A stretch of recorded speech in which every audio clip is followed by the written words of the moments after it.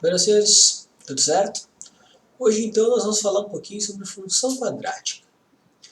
Nós já conversamos sobre equações de segundo grau, então o link está aqui em cima para vocês. Nós também já conversamos um pouco sobre o que são funções e funções afins, funções lineares.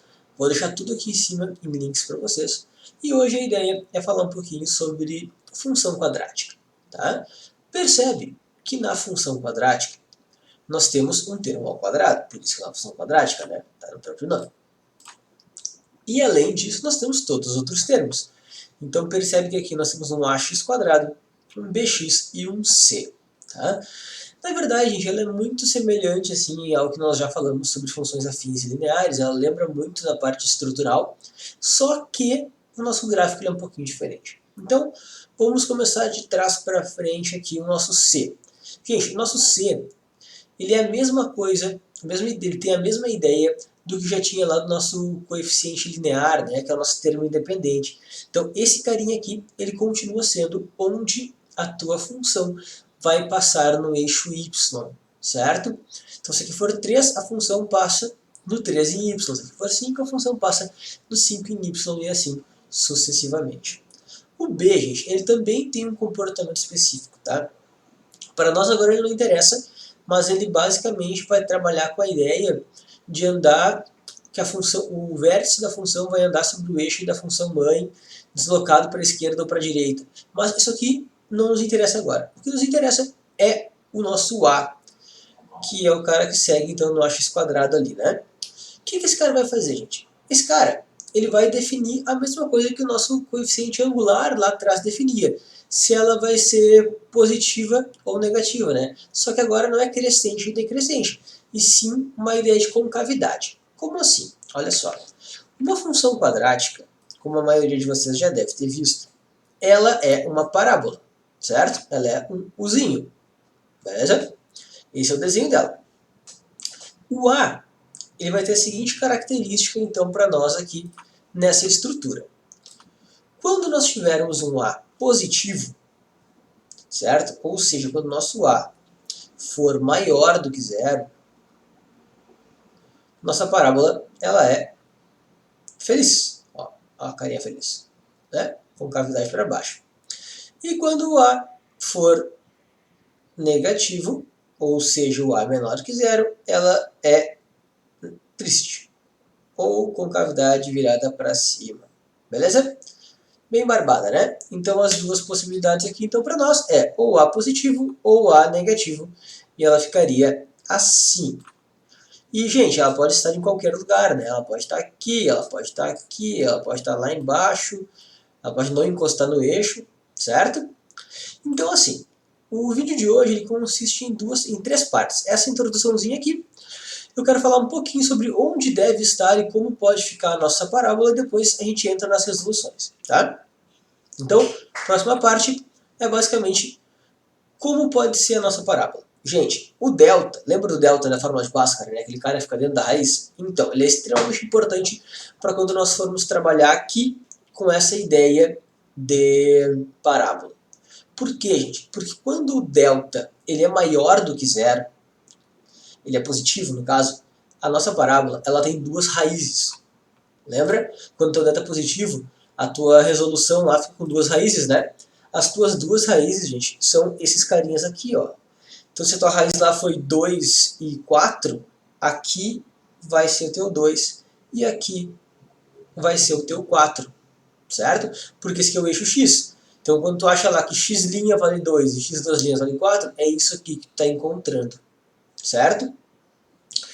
Se o nosso delta ele é igual a zero, lembra que ele tem duas raízes reais iguais, né? É uma resposta só, no caso. Então, é isso aqui. Essa é a minha raiz real igual. E quando o nosso delta ele é negativo, o que acontece? Não existem raízes reais, lembra? Então, se não existe raiz real, ele não toca o eixo x, porque é ele que representa os números reais para nós aqui. Então, ele não vai tocar nosso eixo real, nosso eixo x, então ela fica voando. Ela pode ficar voando tanto para cima, quanto aqui embaixo, tá? Tanto faz. Beleza?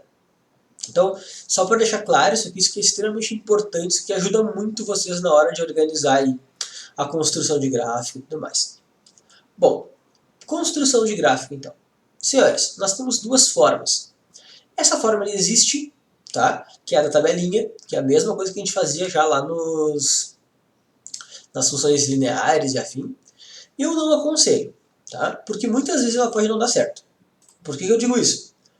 Ela vai dar certo quando o teu vértice for bonitinho, dois números inteiros, tipo 1 e 2, e quando não der problema nisso aí. Caso contrário, se tiver por exemplo, se tiver um vértice fracionário, já vai dar tudo errado, tu não vai achar teu vértice.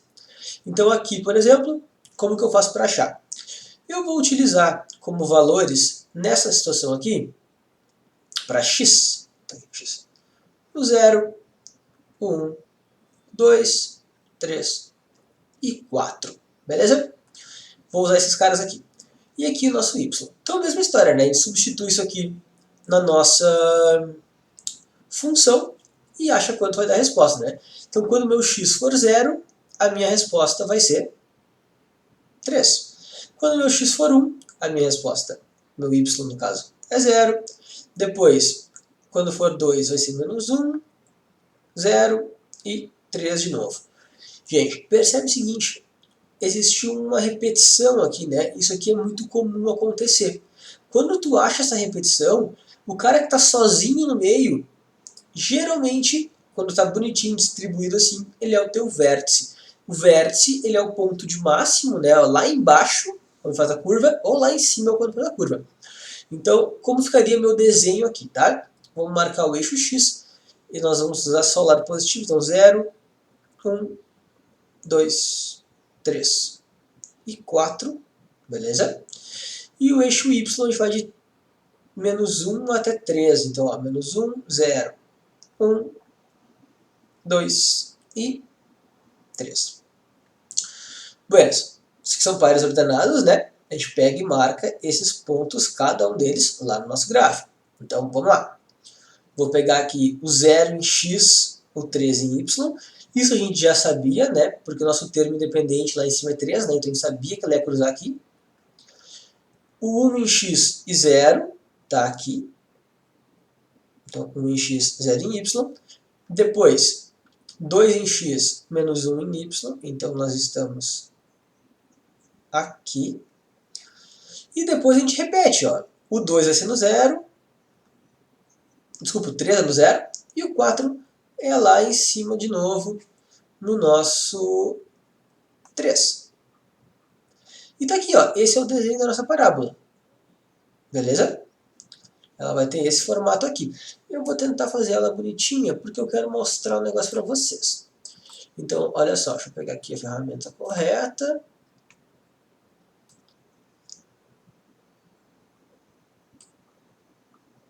Olha que bonito. Ó, fui eu que fiz. Tá aí. Esse é o nosso desenho. Vamos trocar só a cor dela aí para tu enxergar o que a gente está fazendo. Vou pegar isso aqui mesmo. Tá? Então tá aí. Essa é a nossa parábola. Ela vai continuar subindo aqui, tá? Eu fiz mais curtinhas. Ela segue subindo. Ela vai para infinito, no caso. A não ser que tu tenha uma restrição, mas geralmente não tem. Gente, é importante ressaltar já nesse momento que existe uma certa simetria, tá? Percebe que aqui é o nosso vértice, beleza? Esse cara é o nosso vértice. Esse cara, ele está dividindo perfeitamente ao meio os dois lados da minha parábola. Olha só, eu andei uma unidade para a direita, parei aqui. Andei uma unidade para a esquerda, parei aqui. Esses dois pedacinhos são iguais. Então, no vértice, ela torna simétrica a minha parábola para os dois lados. Isso é bem importante, tá? Então, feito aqui, essa forma é uma forma de resolver. Nem sempre vai dar certo, mas é uma forma de resolver. Qual é a forma que eu aconselho vocês a usarem? Essa aqui. Tá? Ela é um pouco mais longa, mas ela é 100% de certeza que vai dar certo. Buenas. Vamos lá. Primeiramente, nós temos que saber três coisas. Tá? Termo independente, valor do ponto do vértice, né? Local do vértice, e as minhas raízes. Termo independente, vou fazer de vermelho para vocês, é isso aqui. É o nosso cara que está sozinho. Então esse cara a gente já sabe que é 3. Beleza? Bom, vamos fazer então de azul as raízes. Gente, raízes de uma função, então de uma equação de segundo grau, que é o que a gente tem aqui, né? As raízes, gente, fazer Bhaskara. as respostas de Bhaskara, certo? Então tu monta aqui certinho, ó. Esse cara, por exemplo, meu A, ele é 1, meu B, menos 4, e meu C é 3. Eu não vou fazer toda a estrutura, tá? Vou montar só aqui com vocês. Quem quiser, então, eu deixo o link aqui em cima, dá uma olhadinha na aula que a gente resolve coisas por Bhaskara, explica um pouquinho como ela funciona. Vou botar só na estrutura aqui que é menos B. Então vai ficar 4 positivo, mais ou menos raiz de B quadrado, então de menos 4 ao quadrado, menos 4 vezes A vezes C, tudo isso sobre 2A, certo? Chegaremos com essa continha aqui, que as minhas raízes, elas são 1 e 3. Então nós já temos o termo independente, nós já temos as minhas raízes, certo? Feito isso, gente, só falta o meu vértice. Vértice, ele tem uma formulazinha específica para calcular, tá? Ele tem aqui o x do vértice, porque o vértice é um ponto. Então tem que ter uma coordenada x e uma coordenada y para ele. O x do vértice, ele é dado por menos b sobre 2a. Esse b e esse a são os caras lá da Bhaskara, os nossos coeficientes. Então olha só, o x do vértice, ele vai ser dado por menos b, meu b menos 4. Menos 4 sobre 2a, 2 vezes 1 sobre 2. Então, o meu x do vértice, nesse caso, x do vértice, ele é igual a 2. Beleza? Y do vértice, tá? Ele é menos delta, então é menos a resposta que vai dar aqui dentro, certo? Sobre 4a. Então, y do vértice é igual. O delta naquela estrutura ali vai ser 4, tá? Tu não resolve a raiz, o cara ficou dentro da raiz. Então vai ficar menos 4 sobre 4, logo o y do vértice, ele é igual a menos 1. Então nós temos aqui, gente, x e y do vértice. Isso aqui, tá? Ele vai ser uma coordenada, onde eu tenho então que o meu vértice, ele é igual a 2 em x e menos 1 em y. Beleza? Então aqui temos todas as informações, então. Temos as raízes, que eu tirei da Bhaskara, temos o vértice, que eu peguei os coeficientes lá e coloquei na formulazinha, e temos o termo independente. Agora eu só vou marcar aqui no meu plano cartesiano e fazer o desenho do gráfico. Vamos lá. Termo independente é 3, então aqui, ó, 1, 2. Vou vir até aqui, no 3. Minhas raízes, elas são 1 e 3, então eu vou marcar aqui 1, 2 e 3. Então eu vou botar um 4 aqui também. E o meu termo independente já foi, e o meu vértice ele é 2 em x. Então 1, 2 e menos 1 em y. Tá aqui menos 1. Tá? E agora eu vou fazer com as cores certinhas. Vértice então está em branco, então ele é em 2 e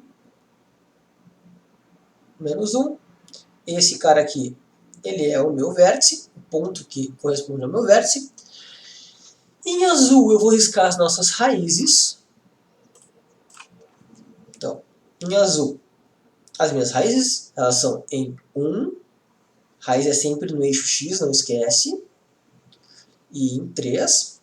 E de vermelho eu vou riscar então o nosso lugar onde a minha função corta o eixo y. Que é sempre no y, né, obviamente. Então tá aqui, gente. Tá marcado. Sempre lembra da simetria para te ajudar a organizar, né?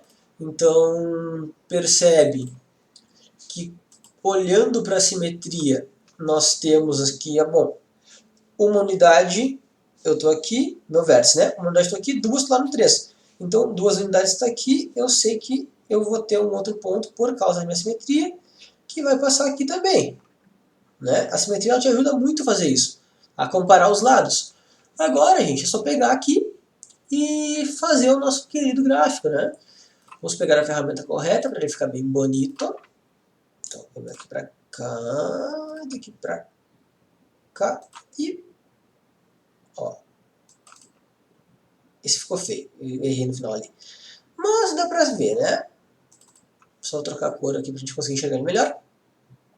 E pronto, gente. Tá aí. Lembrando que ele passa aqui, nesse ponto, nesses dois pontos que são as minhas raízes, e temos o vértice, que é o ponto de mínimo. Se fosse virada, né, se ela fosse com cavidade virada para cima, teríamos um ponto de máximo. Beleza? Bem tranquilo, né? Gente, é trabalhoso, mas é fácil. Só se organizar e fazer com calma. Qualquer coisa, sabem como me encontrar. Até mais.